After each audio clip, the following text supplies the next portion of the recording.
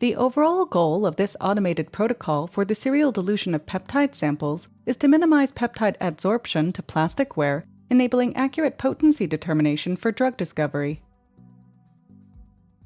This method can increase the quality and reproducibility of data, and the removal of tip-based pipetting also eliminates sample carryover so that errors are not propagated throughout the entire serial dilution. The main advantage of this technique is that it increases data quality by minimizing peptide adsorption to plasticware.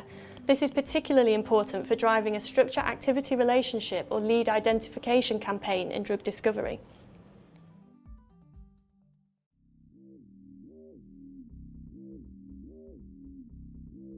After preparing the assay buffer and creating a dispensing program for a bulk dispenser according to the text protocol, immerse dispensing cassette tubing in assay buffer and prime with fluid.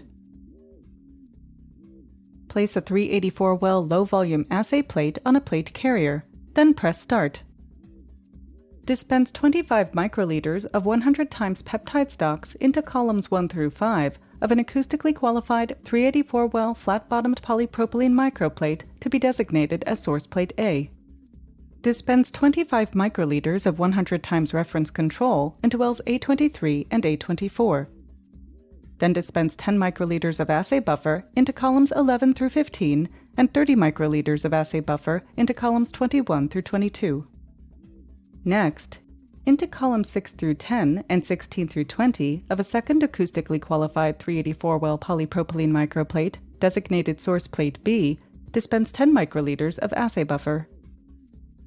Centrifuge source plates A and B at 300 times G for 1 minute.